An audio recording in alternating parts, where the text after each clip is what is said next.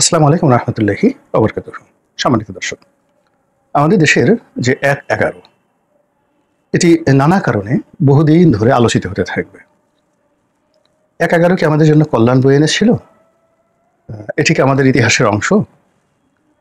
এটি কি আমাদের জাতির জন্য ভাগ্য বিবর্তনের কোনো বিষয়, নাকি কলঙ্ক? ১-১১ যারা কুশীলব ছিলেন, আসলে তারা কেমন লোক ছিলেন? তারা এই কাজটি কেন করেছিলেন? এই বিষয়গুলো নিয়ে নতুন করে আবার আলোচনা শুরু হচ্ছে।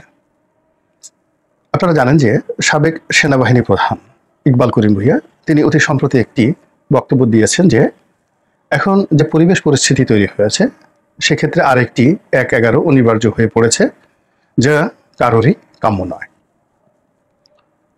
কিন্তু আপনারা যারা জানেন যে ১-১১ যখন সংগঠিত হয়েছিল এবং সেই ১-১১-র আগে পুরো রাজনৈতিক অঙ্গনে যে অচল অবস্থা তৈরি হয়েছিল, সেই অচল অবস্থার সঙ্গে যদি আপনি বর্তমান অচল অবস্থার তুলনা করেন, কিংবা জুলাই আগস্টের সময়টিতে যে অচল অবস্থা তৈরি হয়েছিল, এখানে শুধুমাত্র সন্ত্রাস, মানে পুলিশ হেলিকপ্টার থেকে গুলি করছে, র্যাব হেলিকপ্টার থেকে গুলি করছে, সেনাবাহিনী গুলি করছে, এই কয়েকটা জিনিস যদি আপনি বাদ দেন,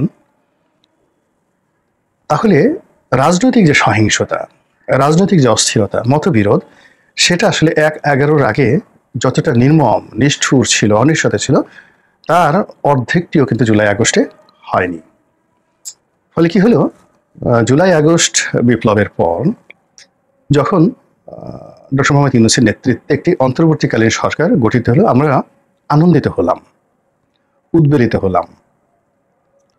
কিন্তু ১-১১-র সময় যে সরকার গঠিত হয়েছিল জনাব ফখরুদ্দিন সাহেবের নেতৃত্বে, তখন আমরা যে খুশি হয়েছিলাম, এখন এই দুটোর তুলনা সামনে চলে এসেছে যে আমরা কখন খুশি হয়েছিলাম বেশি, ফখরুদ্দিন সাহেব দায়িত্ব নেওয়ার সময় নাকি ডক্টর ইউনূস দায়িত্ব নেওয়ার সময়? এগুলো এক। দ্বিতীয় প্রশ্ন হলো যে ডক্টর মোহাম্মদ ইউনূস 10 মাস ধরে দেশ চালাচ্ছেন, আর জনাব মঈনুদ্দিন এবং ফখরুদ্দিন সাহেব তারা দেশ চালিয়েছেন 2 বছর। তো এই 2 বছরে দেশের শেয়ার মার্কেট কি লুট হয়েছিল? মঈনুদ্দিন ফখরুদ্দিন সাহেবদের কারো বিরুদ্ধে কর্মকূপ করা, তারপর ম্যানপাওয়ারের লাইসেন্স নেওয়া, চট্টগ্রাম বন্দর বিদেশের হাতে তুলে দেওয়া থেকে শুরু করে এখন যে সকল ভয়াবহ অভিযোগগুলো সামনে চলে এসছে, সেইগুলো তখন ছিল কিনা পুরো টানা 2 বছরে? এবার ধরুন এখন অনেক উপদেষ্টা, চ্যাংড়া উপদেষ্টাকে থেকে শুরু করে বুড়া উপদেষ্টা, তাদের অনেকের বিরুদ্ধে দুর্নীতি, অনিয়ম, অযোগ্যতা এবং যাকে বলা হয় অনেকের বিরুদ্ধে প্যাম্পার, তারা প্যাম্পার করে কাজকর্ম চালান, এরকম দুষ্ট কথাবার্তা বলা হচ্ছে। এই ধরনের কথা মঈনুদ্দিন ফখরুদ্দিন সাহেব সম্পর্কে প্রযোজ্য ছিল কিনা? 3 নম্বর হলো যে সরকারের একেবারে কর্তা ব্যক্তি হিসেবে যদি আমরা ডক্টর মোহাম্মদ ইউনূসকে ধরি আর জনাব ফখরুদ্দিন সাহেবকে ধরি, এই দুজনের মধ্যে সততার প্রশ্নে এখন আপনি যদি নম্বর দিতে যান, আপনি কাকে নম্বর দিবেন? জনাব ফখরুদ্দিন সাহেব এখন আমেরিকাতে আছেন, মঈনুল আহমেদ সাহেবও এখন আমেরিকাতে আছেন। তারা তাদের ক্ষমতার 2 বছরে একটি টাকা চুরি করেছেন এই দুজন মানুষ। বাংলাদেশের কোনো খ্যাকশিয়াল, কোনো হায়না, কোনো সজারু কিংবা কোনো দাতাল শুয়োর তারাও রাগ করে বলতে পারবে না যে এই 2 ভদ্রলোক কোনো ব্যবসায়ীদের কাছে চাঁদা নিয়েছেন, সরকারের রাষ্ট্রের কোনো ফান্ড তছরূপ করেছেন এবং 2 বছরের মধ্যে 24 মাসের মধ্যে 24 বার বিদেশ ভ্রমণ করেছেন। বলতে পারবেন না, কেউ বলতে পারবেন না। তাহলে আপনি জনাব মঈনুদ্দিন এবং জনাব ফখরুদ্দিন সাহেবকে কিভাবে সম্মান করবেন, কিভাবে মর্যাদা দিবেন? 2 নম্বর হলো যে ডক্টর মোহাম্মদ ইউনূসের এখন কথা নিয়ে এই ট্রল হচ্ছে, ঠাট্টা হচ্ছে, তাকে কার্টুন বানিয়ে নানা রকম ভাবে কথাবার্তা হচ্ছে, রাজনৈতিক দলগুলো বিরক্ত হয়ে যাচ্ছে। তো সেক্ষেত্রে জনাব ফখরুদ্দিন সাহেবের যে ব্যক্তিত্ব, তার যে পার্সোনালিটি, ওই 2 বছরে রাজনৈতিক দলগুলোর সঙ্গে তার এমন কোনো মতদ্বৈততা ছিল কিনা যেই কারণে রাজনৈতিক দলগুলো রাজপথে এসে জনাব মঈনুদ্দিন বা জনাব ফখরুদ্দিন তাদেরকে সমালোচনা করেছেন, তুচ্ছ-তাচ্ছিল্য করেছেন এবং এক দাবি মঈনুদ্দিন তুই কবে যাবি, ফখরুদ্দিন তুই কবে যাবি, এই ধরনের কোনো কথাবার্তা হয়েছে কিনা? তো সেই অনুযায়ী এখন এই সময়টিতে আবার সেই ১-১১-র প্রেক্ষাপট চলে আসছে, কোনটা ভালো, এটা ভালো না ওটা ভালো, এই ভালো না সে ভালো। সর্বশেষ হলো তার সরকারে যারা উপদেষ্টা ছিলেন। তো সে সকল উপদেষ্টাদের যে দক্ষতা, তাদের যে অভিজ্ঞতা এবং খুব মানে অল্পকালীন সময়ের মধ্যে তারা দুর্নীতিবাজদের মনের মধ্যে যে আতঙ্ক ঢুকিয়ে দিয়েছিলেন, ওই সময়টাতে যে ভুল তারা করেছিলেন সেটি হলো আতঙ্কটা এত বেশি পরিমাণ ছড়িয়ে পড়েছিল যে অনেকে উৎপাদন, ব্যবসা বাণিজ্য, শিল্প, কলকারখানা বন্ধ করে বিদেশে পালিয়ে গিয়েছিলেন। এর ফলে অর্থনীতির যে গতি এটা স্লোথ হয়ে গেছিল, কিন্তু এখনকার মতো পুরো জিরো অর্থনীতি হয়ে যায়নি। মানে গত 10 মাসে বলা হচ্ছে zero investment, zero capital machineries import এবং FDI, direct foreign investment zero. এরকম 3-0, ডাইরেক্ট ফরেন ইনভেস্টমেন্ট 1-0, বাংলাদেশের শিল্প কলকারখানা লিমিটেড কোম্পানি করে তারা বিনিয়োগ করেছে 2-0। আর 3 নম্বর জিরো হলো যে বর্তমান যে সকল শিল্প প্রতিষ্ঠান রয়েছে সেগুলোকে আধুনিকায়ন বা বিএমআরই করার জন্য ভারী যন্ত্রপাতি আমদানি করা, এটা হয়েছে কিনা? হয়নি, জিরো। তো এই 3টে জিরো গত 10 মাসে যেভাবে একটা বিশাল অসীম শূন্যতা তৈরি করেছে, বিগত 11 সময়টিতে প্রথম 10 মাসে অর্থনৈতিক যারা বিশ্লেষক, পর্যালোচক, সাংবাদিক, তারা দয়া করে একটু বলুন তো যে ওই প্রথম 10 মাসে এরকম 3টে জিরো ছিল নাকি জিরোর আগে পরে অন্য কোনো সংখ্যা ছিল, এবং সেই সংখ্যাগুলো কি ঋণাত্মক ছিল নাকি ধনাত্মক ছিল? এই জিনিসগুলো কিন্তু ইদানিং খুব আলোচনা হচ্ছে। সর্বোপরি সরকারের মধ্যে কতগুলো মানুষ খুব ক্ষমতাধর হয়ে পড়েছিলেন। যেমন ধরুন এখন ছাত্রদের মধ্যে সমন্বয়ক, সমন্বয়কদের মধ্যে উপদেষ্টা, উপদেষ্টাদের পিএস, এপিএস, তারপরে আরো অনেক ক্ষমতাধর ব্যক্তিদের নাম শোনা যাচ্ছে, এবং প্রায় সব নামের সঙ্গেই কিছু না কিছু দুর্নাম, বদনাম রয়েছে। তো সেই দিক থেকে 1/11-এর সময় যিনি দুর্নীতি দমন কমিশনের চেয়ারম্যান ছিলেন, যিনি সুপ্রিম কোর্টের প্রধান বিচারপতি ছিলেন, যিনি অ্যাটর্নি জেনারেল ছিলেন, যিনি যারা অ্যাপিলেট ডিভিশনের বিচারপতি ছিলেন, যিনি রাষ্ট্রপতি ছিলেন ওই সময়টিতে, 11 সময়টিতে, যিনি স্পিকার হিসেবে দায়িত্ব পালন করেছেন ওই সময়টিতে,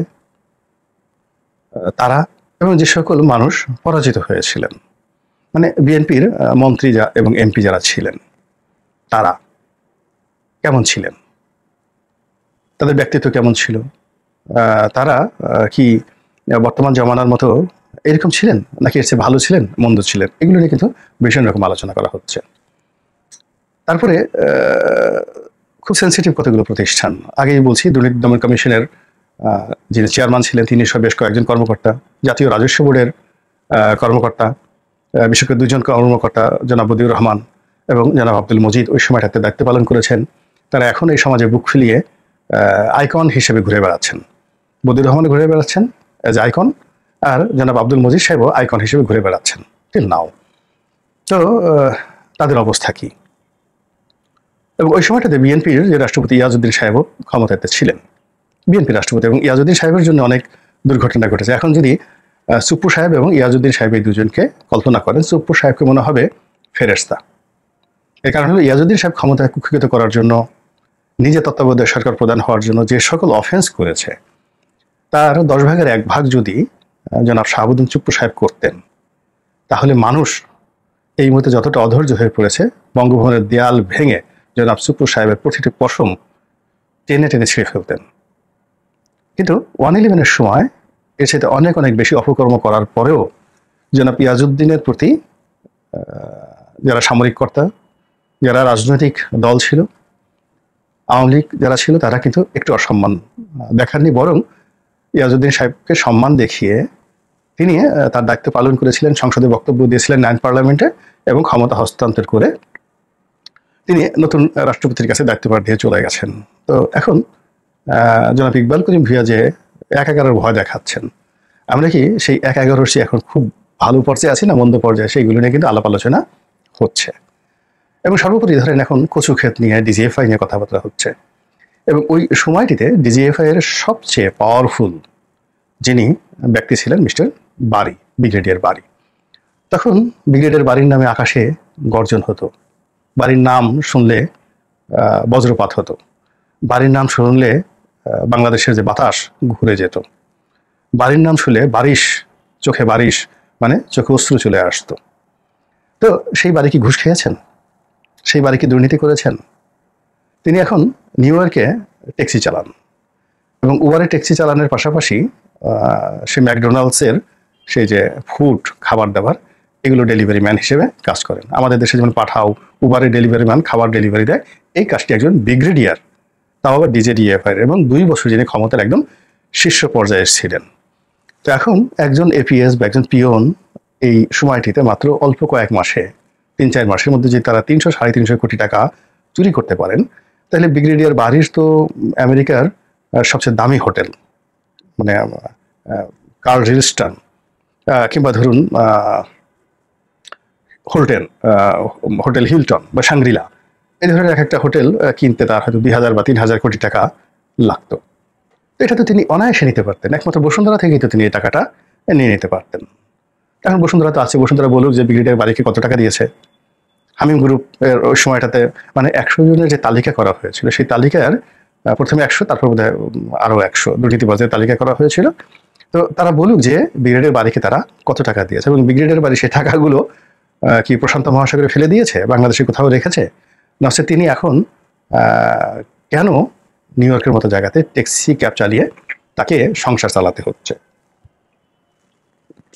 এই সকল বিষয় আলোচনা হচ্ছে। আমরা যারা বিএনপির লোকজন তারা তো 1/11-কে সংগতের কারণে ঘৃণা করবে, কারণ হলো 1/11-র মাধ্যমে আমরা ক্ষমতা হারিয়েছি।